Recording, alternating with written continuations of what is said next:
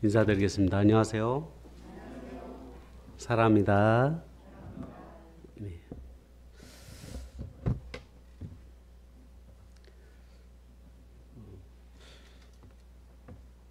아까 간증 들으면서 좀 그런 생각을 했습니다. 우리 안소인 잼이 직장에서 이제 복음을 위해 기도하는 어떤 마음들을 생각하면서 믿는 성도님들 다 그렇게 아마 기도하고 계시겠지만 저도 이제 고등학교 때 지금 이제 저희 아들이 고3 수험생으로 이제 수능을 마무리하고 지우자매도 옆에 있는 사람 지우자매 맞죠? 예. 수험생들이 아마 그런 생각을 할 겁니다. 이제 자기 어떤 앞길에 있어서 이 직장과 진로가 얼마나 참 중요합니까? 우리 여기 계신 형제 자매님들도 우리 사회로 봉사하신 김강우 형제님도 진로에 대한 직장에 대한 부분을 표현하시는데 참 아마 여기 계신 뭐 형제님들뿐만 아니라 자매님들도 어른들은 아마 다 그런 생각을 하실 것입니다. 그런데 이제 수험생들을 위해서 기도하면서 그런 생각을 했어요.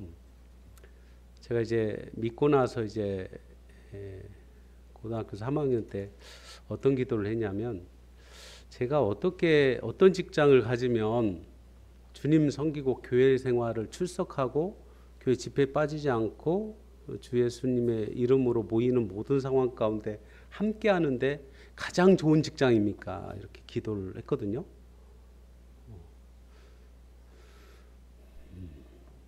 왜 이 말씀을 드리냐면 기도를 하기 때문에 주님 은혜를 베풀어 주신 것은 느헤미야 1장에 나오잖아요.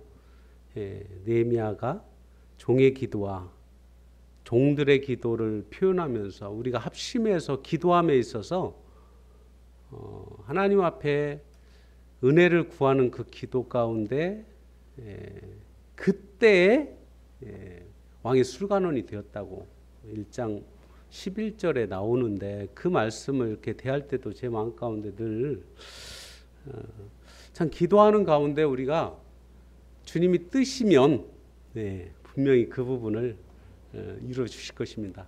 로또를 사고 기도하는 게 아니라 기도하는 상황 가운데 로또를 사시든지 제가 아까 그 간증 들으면서 그 생각했어요. 근데 기도를 어떻게 기도를 해야 되냐면 예배당을 짓겠다는 간곡한 간절한 소망 가운데 기도를 하시고 물론 이제 그런 기도를 하는 분들이 로또 사지는 않지만 무엇이 먼저인지가 이제 중요한 것 같습니다. 우리가 신앙생활을 믿고 나서 예수님을 믿고 나서 우리 성도님들이 신앙생활을 하면서 하루하루를 살아감에 있어서 어떻게 각자의 삶 가운데 하루하루를 보내시면서 어떻게 사시는가 참 우여곡절이 많을 것입니다. 우리 성도님들 지금 얼굴을 이렇게 한 번씩 뵈면 다 피곤하시죠? 안 피곤하신가요? 청년들처럼 그냥 그 곤빛이 아니하고 새벽 날개를 활짝 피면서 지금 이렇게 뭔가 대단한 그 청년들의 상황입니다. 젊었을 때. 그렇죠?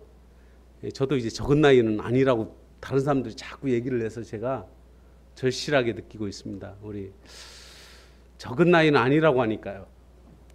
많은 나이도 아니지만 적은 나이도 아니다고 하니까 우리에게 있어서 하나님께서 기회를 주신다면 아마도 여기 계신 우리 성도님들 말씀 시간과 간증 시간, 복음 시간 여러 어떤 이 시간들이 있는데 어떤 마음으로 함께 하시는지 참 궁금하기도 합니다.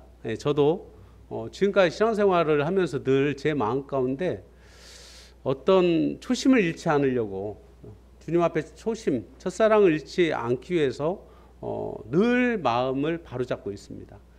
초심 가운데 가장 이제 중요한 부분이 무엇일까 생각을 했어요. 무엇일까?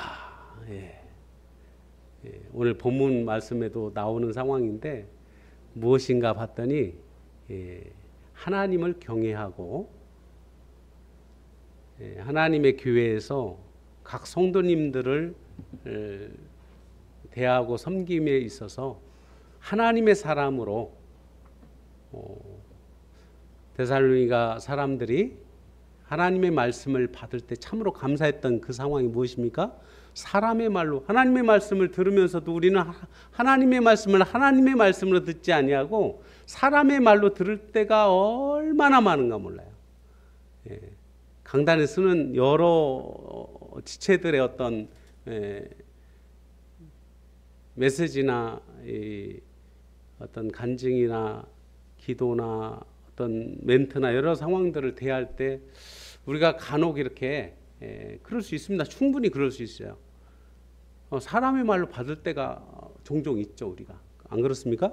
그것은 하나님이 능력이 없으셔서 그런 게 아니라 강단의 능력이 없어서 그런 게 아니라 나 자신의 믿음이 연약해서 그런 것입니다.